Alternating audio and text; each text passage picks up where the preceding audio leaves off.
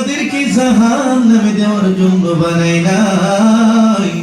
আমি রব্বুল আলামিন চাই আমার তামাম বান্দাগুলো কেমন করে হলেও তাদেরকে কৌশল করে জাহান্নাম থেকে মুক্ত করে জান্নাতে পাঠায়া দেই। আল্লাহ চায় না তার কোন বান্দা জাহান্নামে যাক। এই জন্য যুগে যুগে নবী রাসূল বানায়া নবী রাসূলদেরকে পাঠায়া দিছে।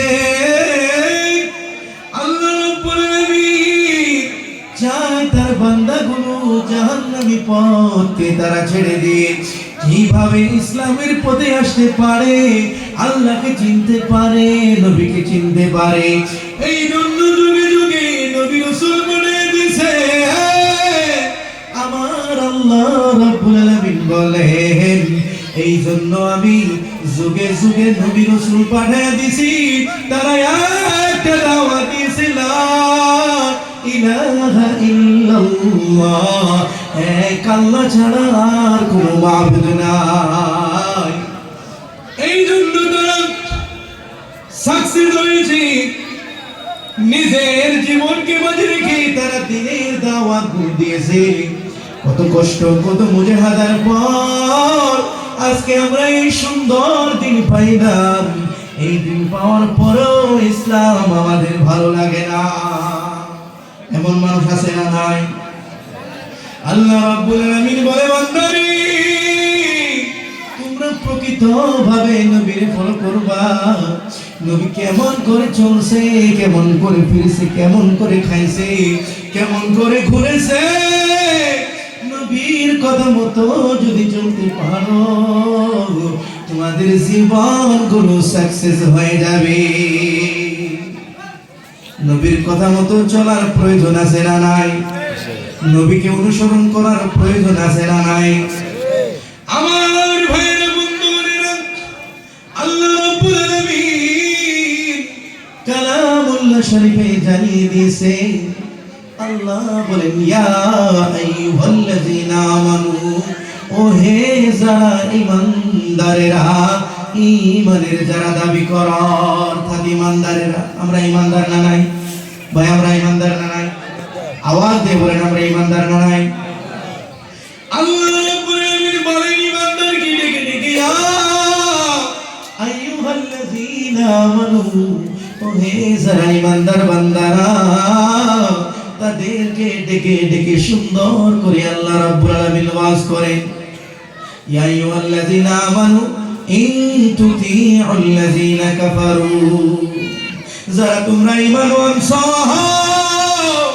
সঙ্গে আবার কাফেরদের অনুসরণ করো, অনুকরণ করো। করি না নাই?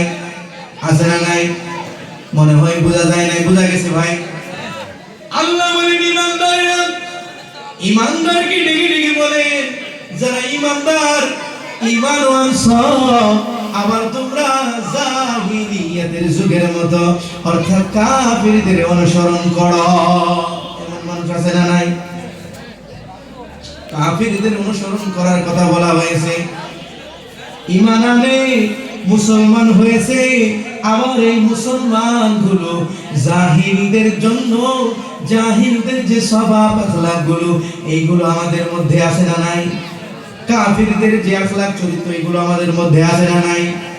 এজন্য আল্লাহ জানে জেনে বলো বান্দারা, তোমরা যারা ঈমানদারের দাবি করো, ঈমান আনছো, আবার কাফিরদের অনুসরণ করো, কাফিরদের কথাগুলো মানো, আমি আল্লাহ রাব্বুল আলামিন জানায় দিলাম ইন তুতিউল্লাযীনা কাফারু, ইতা যারা কাফিরদের করো, ইয়ারুদ্দুকুম তোমাদেরকে ঘোরায় দিবে উল্টে পাও, ফাতানকালিবু খাসিরিন, আর তোমরা ক্ষতিগ্রস্ত হয়ে যাবা, ক্ষতিগ্রস্ত হবে।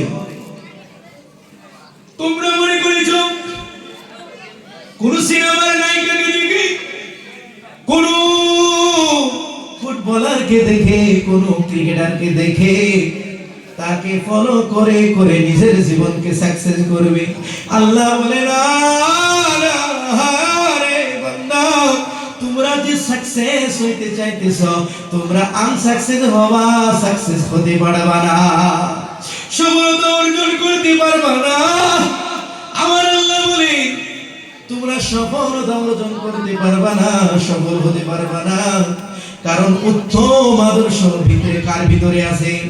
ওয়া ইন্নাকা লাআলা খুলুকিন আযীম। আল্লাহ রাব্বুল আলামিন বলেন উত্তম আদর্শ এবং সবচাইতে ভালো আদর্শ এবং সবচাইতে ভালো আখলাক দয়ার নবী মায়ার নবীর কাছে দেওয়া হয়েছে। না, আমরা এই নবীকে ছেড়ে অনেক মানুষ আছে যারা সিনেমার হিরোকে দেখে দেখে ফলো করে, এমন মানুষ আছে না নাই? আছে না নাই? দেখবেন মাথার চুলগুলো, ছেলেদের মাথার চুলগুলো এমন ডিজাইনে কাটে যেমন দেখা যায় ঠিক একটা কুলি। এই কুলির মতো আমাদের যুবকেরা মাথার চুল কাটে না। না বলে আমরা ক্রিকেটারকে দেখে দেখে চুল কাটিং করি। আবার অনেক ছেলেরা আছে যারা সিনেমার হিরোকে দেখে দেখে চুলগুলো কাটিং করে। এই জায়গাও নাই, এই জায়গাও নাই, সামনে একটু রাখছে, নয়তো পিছে একটু রাখছে, কত রকমের চুলগুলো কাটিং করে। আমার আল্লাহ বলেন বান্দারে তোমরা কাকে ফলো করো?